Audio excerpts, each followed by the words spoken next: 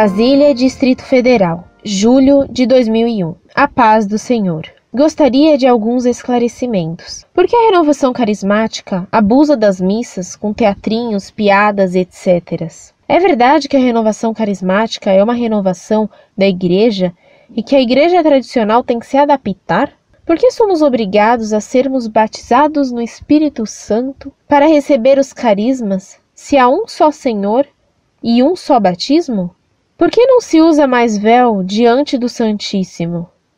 É verdade que o Papa proibiu? Você, em uma das cartas, falou que o dom das línguas é inferior aos outros. Quero saber o porquê, se São Paulo disse que o dom das línguas edifica-se a si mesmo. Sendo assim, não podemos nos edificar com esse dom?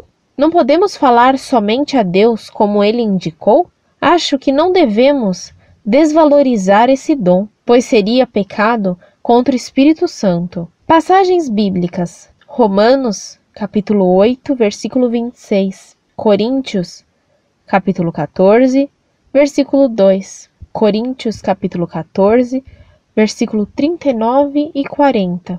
Coríntios, capítulo 14, versículo 4 e 5.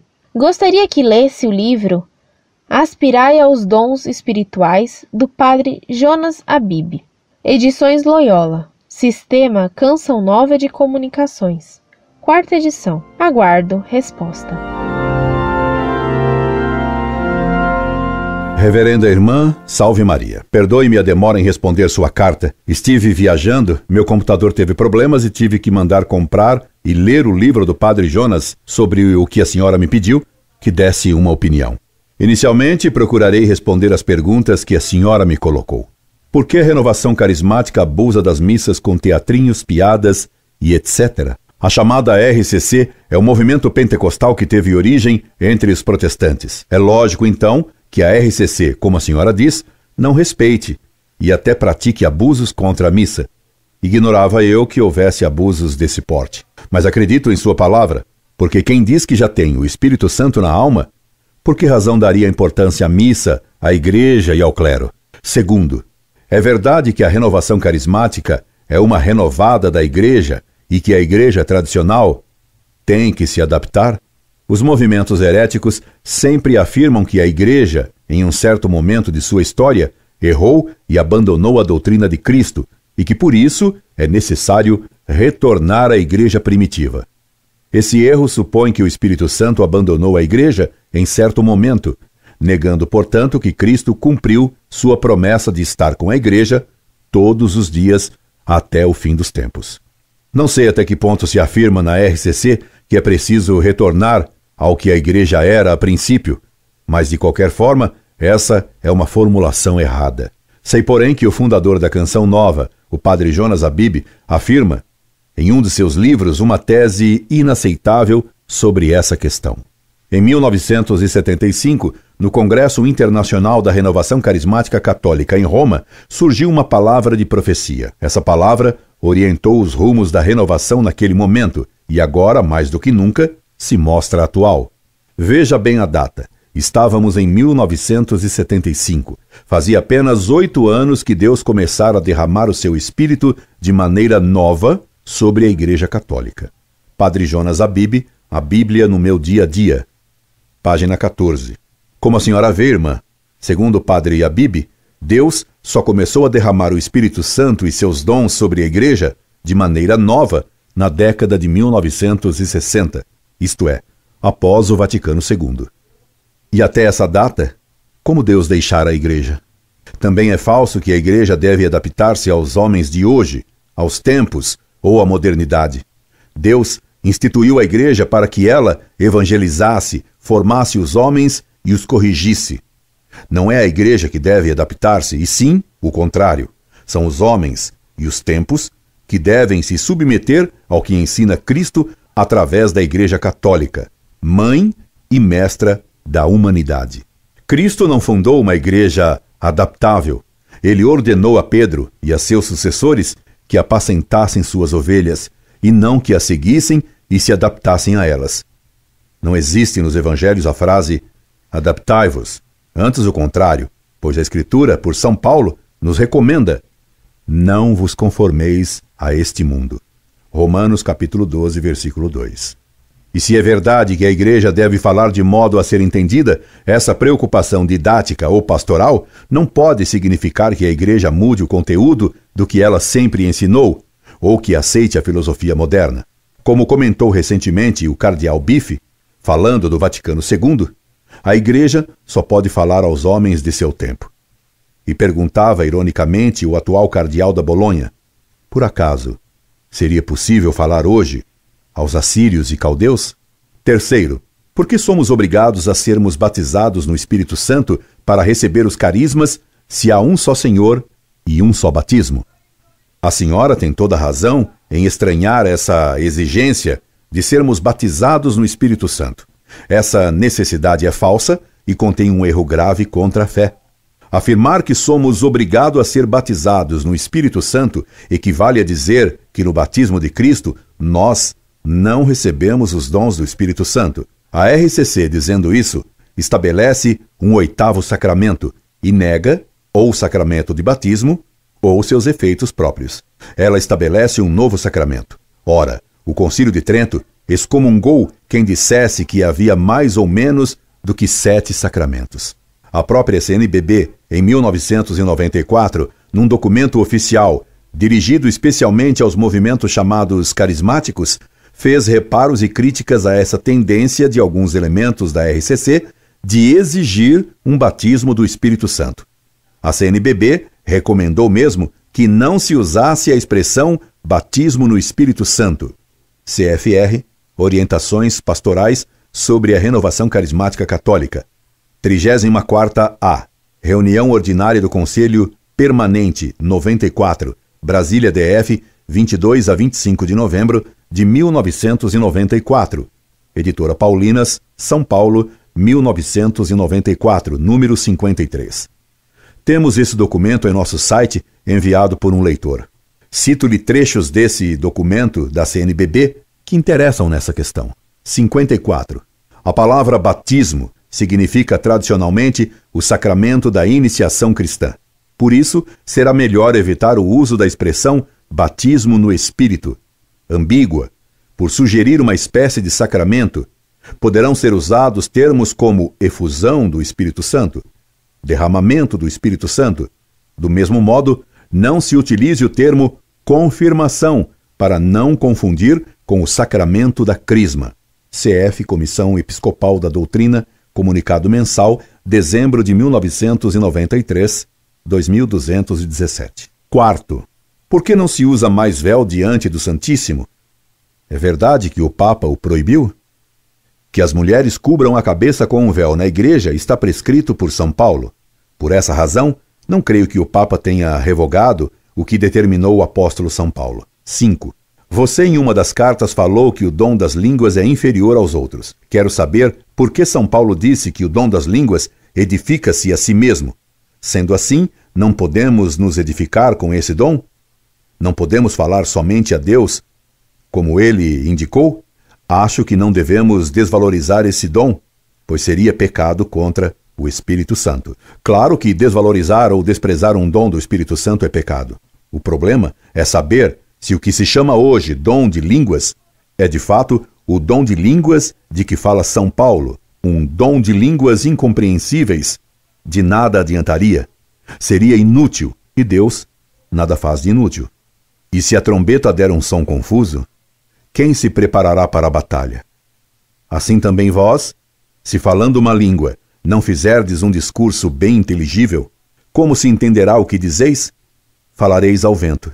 Por isso, o que fala uma língua desconhecida, peça o dom de a interpretar. Se eu orar numa língua desconhecida, o meu espírito ora, mas o meu entendimento fica sem fruto. Dou graças ao meu Deus, porque falo as línguas que todos vós falais. Mas na igreja, eu antes quero dizer 5 palavras, de modo a ser compreendido, para instruir também os outros, do que 10.000 palavras em língua estranha. Se, pois, toda a igreja se reunir em assembleia, e todos falarem línguas diversas, e entrarem então pessoas ignorantes ou infiéis, não dirão que estáis loucos? Se não houver intérpretes, estejam calados na igreja, e não falem, senão consigo e com Deus. Primeira carta aos Coríntios, capítulo 14, versículos 8 e 9, 13 e 14, 18 a 20, 23 a 28.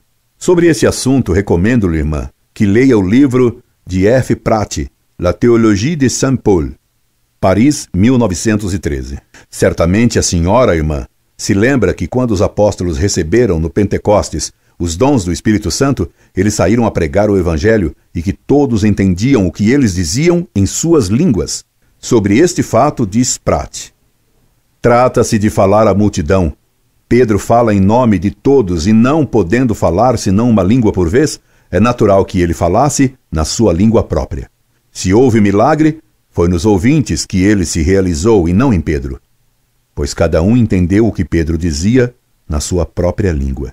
F. Pratt, página 175. Também quando São Francisco Xavier falava em sua língua própria no Oriente, cada um que o ouvia o entendia em sua língua materna. E comenta ainda Pratt sobre o dom de línguas. Mas o que a glossolalia, o dom de línguas, tinha de prodigioso, devia impressionar vivamente as imaginações e fazê-la ser desejada avidamente pelos neófitos, ainda imperfeitos e inexperientes. São Paulo se levanta com força essa estima excessiva do dom de línguas, e ele recomenda, ao contrário, o dom da profecia, do qual parecia que se fazia pouco caso demais. Página 176. E ainda, em seu desejo de ostentar dons espirituais, os coríntios perdiam demais a visão de que os carismas não acrescentam, nem supõem, um átomo de mérito daquele que os possui, e que eles lhes são dados mais para o bem geral da igreja do que para o proveito particular. Ostentá-los com complacência é uma infantilidade, especialmente o dom das línguas, que é um dos menores, porque ele precisa ser completado pelo dom da interpretação. Página 178. Como seria necessário que os carismáticos atuais compreendessem a repreensão de São Paulo contra os que infelizmente ostentam hoje possuir dons do Espírito Santo. 6. Gostaria que lesse o livro Aspirai aos Dons Espirituais, do Padre Jonas Abib. Do Padre Jonas Abib, eu já havia lido, como disse, um opúsculo denominado A Bíblia Foi Escrita para Você, Loyola, São Paulo, 1994, reeditado em parte e completamente noutra edição, sob o título A Bíblia no Meu Dia a Dia, Loyola, São Paulo, 1994, no qual ele, surpreendentemente, defende doutrinas praticamente luteranas. Primeiro, que devemos crer que já estamos salvos. E o Padre Jonas faz uma ressalva à leitura ao livro do Eclesiástico, exatamente porque nesse livro da Escritura se diz que ninguém sabe se está ou não na graça e no amor de Deus. Segundo, deixa entender que basta a fé para nos salvarmos. Além disso, nesse livreto, o Padre Jonas não cita uma vez sequer que se deve seguir o Papa, nem fala da necessidade de pertencer à Igreja Católica. A prova de que Padre Jonas ensina isso lhe dou agora. A primeira necessidade de um cristão é ter a certeza da sua salvação. É saber que Deus o ama e o escolheu, gratuitamente, sem nenhum merecimento seu. Deus o pôs na lista daqueles que quer salvar. Foi uma escolha gratuita, amorosa, sem merecimento. Saber disso nos dá a certeza da salvação. Padre Jonas Abib. A Bíblia no Meu Dia a Dia, página 26. E logo depois diz o Padre Jonas: se tivéssemos de esperar até sermos suficientemente bons para nos tornar dignos da salvação, nós nunca o seríamos. Muitos continuam pensando que Deus nos salva em vista da nossa bondade, dos nossos méritos, das nossas boas obras. Idem, página 27. Essa formulação é, no mínimo, muito imprecisa, pois faz entender que não é necessário praticar boas obras, que é tese de Lutero, condenada pela Igreja. Quero crer que o Padre Jonas Abib escreve apressadamente, ou que, por ignorância, tenha escrito tais teses erradas e contrárias à fé. Pois a Igreja anatematizou a tese protestante de que o homem deve crer que já está salvo e que não há necessidade de praticar boas obras. Se alguém disser que o homem é absolvido de seus pecados e justificado pelo fato de crer com certeza que está absolvido e justificado, ou que ninguém está verdadeiramente justificado, senão aquele que crê que está justificado e que por esta única fé se realiza a absolvição e a justificação, seja anátema. Concílio de Trento, Denzinger, 824. Ora, infelizmente, é exatamente isso que escreveu o Padre Jonas em seu opúsculo citado. Se alguém disser que o homem renascido e justificado está obrigado a crer de fé, que está certamente no número dos predestinados, seja anátema. Concílio de Trento, Denzinger, 825. De novo, a tese cai como luva no que afirmou o Padre Jonas em seu livro. Veja, irmã, mais esta citação. Deus faz a parte dele.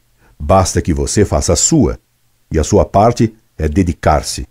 E essa dedicação terá o seu prêmio. Primeiro, ela o tornará um cristão mais forte. Segundo, ela dará a você a certeza da salvação. Quarto, ela lhe dará a certeza do perdão de Deus.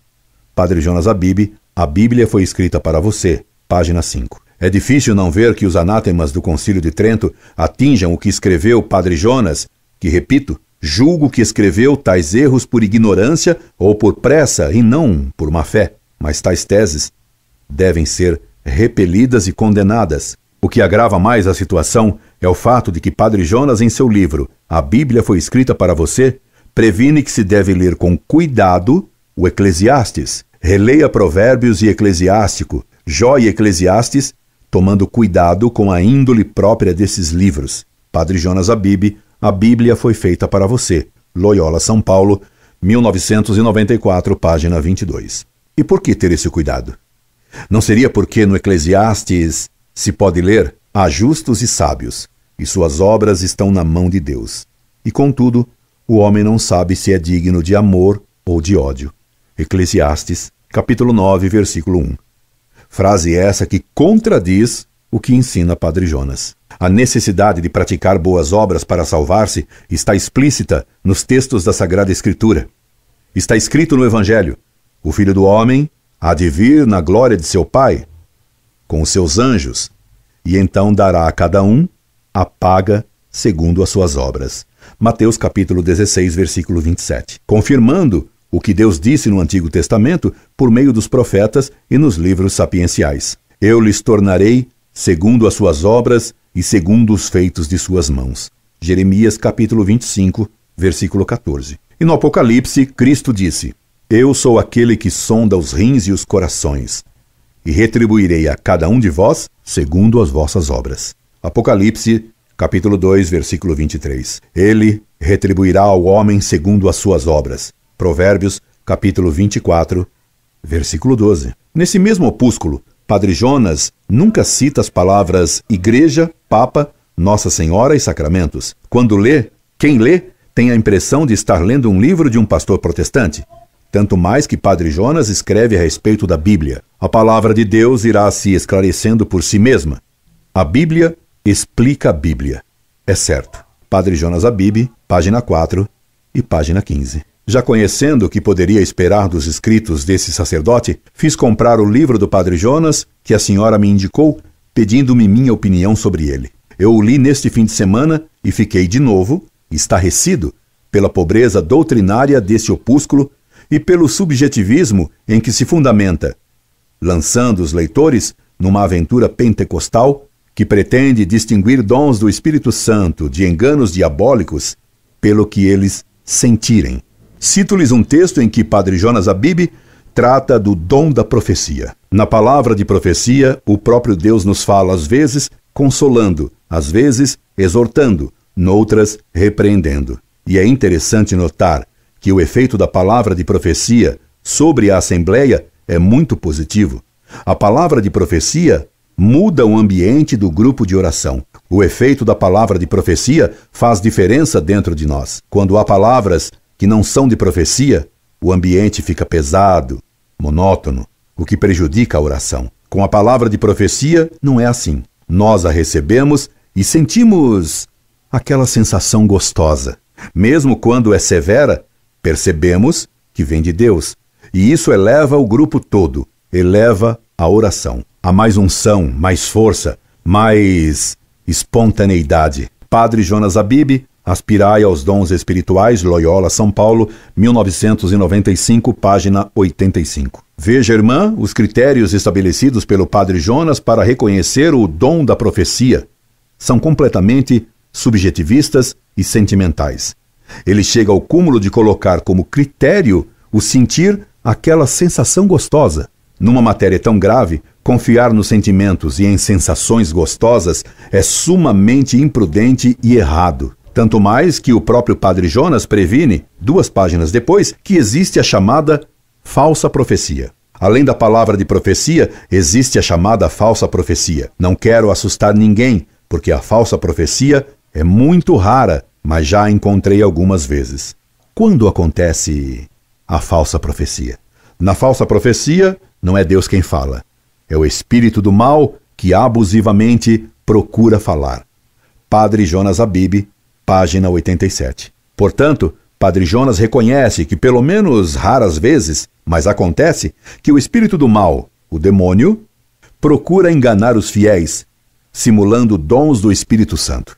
Se é assim, todo cuidado então é pouco, sendo imprudente confiar naquela sensação gostosa, já que o diabo pode nos iludir também com sensações gostosas. E com o dom de línguas estranhas, não poderia acontecer o mesmo? Como, aliás, acontece em sessões espíritas, em que o demônio fala em línguas desconhecidas, através do médium, como a Igreja sempre preveniu? Quanto ao dom de línguas, Padre Jonas nos diz outras coisas muito surpreendentes. Por exemplo, ele afirma que o dom de línguas revela o mundo sobrenatural. O dom de línguas revela o mundo sobrenatural. Ele é como uma chave que nos abre o mundo espiritual. É como se deixássemos a dimensão natural para ingressar na dimensão sobrenatural. Padre Jonas Habib, página 65. Essas afirmações são inaceitáveis. Ingressamos na ordem sobrenatural pelo batismo e não pelo que Padre Jonas Habib denomina dom de línguas. A afirmação dele implica numa negação do efeito próprio do batismo que nos faz filhos adotivos de Deus pela recepção da graça santificante, que é a vida de Deus na alma. Na mesma página, Padre Jonas, confirmando seu erro, nos garante que, quando oramos e cantamos em línguas, promovemos uma maravilhosa união entre a terra e o céu. Entramos na comunhão dos santos. Padre Jonas Habib, página 65. Isso é contrário à doutrina católica. Entramos na comunhão dos santos ao sermos batizados. De novo, nota-se nas palavras do Padre Jonas Habib uma desvalorização, se não a negação, pelo menos implícita, dos efeitos próprios do batismo. Essa negação implícita dos efeitos próprios do batismo explica por que ele dá, com a RCC, tanta ênfase ao que ele chama de batismo do Espírito Santo. Padre Jonas Habib parece que não leu ou não deu importância ao que a CNBB escreveu em 1994, quer sobre o chamado batismo no Espírito Santo, quer sobre os carismas, assim como sobre a temeridade de pedi-los e a presunção de tê-los. Pois Padre Jonas, em seus livros, não só incita temerariamente a pedi-los, mas deixa claro que presume possuí-los e que muitos outros membros da Canção Nova os receberam. Eis o que disse a CNBB a esse respeito. 55. Dons e carismas. O grande dom que deve ser por todos desejado é o da caridade. Aspirai aos dons mais altos. Aliás, passo a indicar-vos um caminho que ultrapassa a todos. 1 Coríntios, capítulo 12, versículo 31. Capítulo 13, versículo 13. A caridade é o primeiro dom e o mais necessário, pelo qual amamos a Deus acima de tudo e ao próximo por causa dele. 56.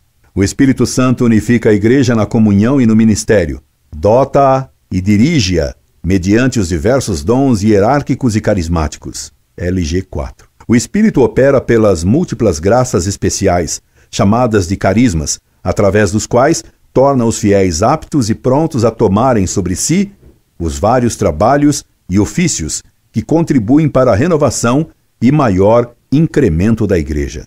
Catecismo da Igreja Católica 798. Os carismas devem ser recebidos com gratidão e consolação, e não devem ser temerariamente pedidos, nem se ter a presunção de possuí-los. LG, página 12. 57.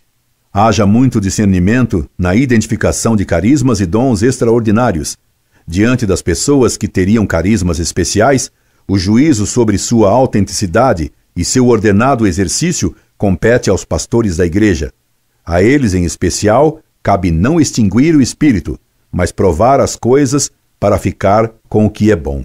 1 Tessalonicenses, capítulo 5, versículo 12, capítulo 19, versículo 21. Assim, também no que se refere aos carismas, a RCC se atenha rigorosamente às orientações do bispo diocesano. CNBB, documento com orientações pastorais sobre a renovação carismática católica, elaborada na Assembleia Geral da CNBB em novembro de 1994. A CNBB recomendou que haja discernimento na identificação dos carismas. Padre Jonas os reconhece por aquela sensação gostosa. O que mais estranhei nesse opúsculo escrito sem nenhuma referência bibliográfica por Padre Jonas, portanto, sem base doutrinária nenhuma, foi a composição do ser humano. É incrível que uma pessoa que foi ordenada sacerdote e que, supõe-se, estudou 3 anos de filosofia e 4 de teologia, escreva disparates sobre a constituição do homem. Diz Padre Jonas: o homem é corpo, alma e espírito. 3 coisas distintas umas das outras. Corpo é corpo, alma são as nossas faculdades interiores, pensamentos, sentimentos e emoções. E o nosso espírito é algo mais. É a própria vida de Deus em nós, psique. É a vida divina nos fazendo participantes da natureza Senhor. Padre Jonas Abib, Aspirai aos Dons Espirituais, página 59. É inacreditável. Se não tivesse o livro do Padre Jonas Abib aberto diante de mim, não acreditaria que um padre dissesse uma coisa que contraria o que devia ter aprendido em qualquer pequeno catecismo para crianças. Padre Jonas chama de espírito do homem o que a Igreja define como graça santificante. Se o espírito do homem fosse a vida de Deus em nós, como escreve o Padre Jonas Abib, nós seríamos naturalmente deuses. Todos os homens têm espírito. Logo, todos seriam naturalmente deuses. Isso é a negação da distinção entre a ordem natural e a ordem sobrenatural. Nunca pensei encontrar uma tal ousadia, a de pôr em letra de forma coisas que indica tanto desconhecimento doutrinário. E isso, feito por um sacerdote que estudou teologia. E digo ignorância, porque não quero supor coisa pior. Outra coisa inacreditável é que esse livreco tenha sido editado por uma editora católica em 1995. Depois da advertência da CNBB, tenha circulado pelas mãos de muitos e que nenhuma autoridade o tenha criticado. Isso indica a confusão doutrinária em que os católicos estão abandonados hoje. Vale dizer qualquer coisa. Vale escrever qualquer doutrina, por mais estapafúrdia que seja. E Padre Jonas Abib admite essa confusão que ele verdadeiramente denomina de ausência de pastores. Não é assim que está o povo de Deus, ovelha sem pastor? Padre Jonas Abib, página 131. Reparando que de fato ele está fazendo uma crítica por demais violenta às autoridades da Igreja, já que João Paulo II está vivo e é nosso Papa, Padre Jonas recua um tanto dizendo: não estou criticando ninguém, mas a verdade é que o povo só tem seguido por caminhos errados, tem sido enganado, com sede, tem bebido em cisternas de águas pútridas. É um povo como a ovelha sarnenta, cheia de carrapatos. Padre Jonas Abib, página 131-132. Se pelo menos Padre Jonas tivesse atendido à advertência que a CNBB fizera aos carismáticos 1 ano antes da publicação desse seu livro, ele teria evitado ajudar a encarrapatar as ovelhas abandonadas. Pois estou convencido de que os livros de Padre Jonas Abib têm contribuído e bastante para encarrapatar as ovelhas com as doutrinas estranhas de sua canção nova, que contraria a canção que a Igreja sempre cantou, e que, ademais, é uma canção nova, bem desafinada, do ensinamento de Pedro. Perdoe-me, irmã, minha digressão, causada pela indignação diante de tantos disparates teológicos. Volto a analisar a constituição do homem segundo Padre Jonas Abib, que citei acima. Passo por cima da afirmação sensacional de que corpo é corpo. Ninguém sabia disso. Foi talvez o dom da sabedoria que inspirou Padre Jonas a afirmar coisa tão extraordinária. Mas não posso deixar de passar a afirmação errônea de que nossa A alma são as nossas faculdades interiores, pensamentos, sentimentos e emoções. Essa não. É demais. É violar muito grotescamente não só a teologia, mas até o bom senso. Viola a teologia porque ensinou São Tomás que a alma humana não são as suas potências. São Tomás, Suma Teológica. Se a essência da alma são as suas potências. Toda a exposição de ideias do Padre Jonas indica, disse eu, uma grande falta de conhecimento doutrinário. Parece evidente que ele nunca estudou São Tomás. Prova disso é ele dizer que a alma humana, em sua concepção, nem vontade possui. O pobre padre se esqueceu de que o homem tem vontade livre. Tanto estava preocupado em salientar as emoções, sentimentos e sensações gostosas. Para finalizar, quero afirmar que, nesta missiva, coloquei minha simples opinião de leigo que estudou o catecismo e um pouco de São Tomás, sem pretensão de enunciar um juízo teológico que não me compete. Estou pronto a aceitar um juízo doutrinariamente qualificativo e corretamente fundamentado, elaborado por pessoa mais abalizada que eu sobre essas questões. Oxalá as autoridades competentes tomem alguma providência para evitar que tais erros e tais livros circulem entre os católicos. Recomendando-me as suas orações e rezando a Deus que ilumine Padre Jonas Abib, subscrevam-me. Incorde e aso semper, Orlando Fedeli.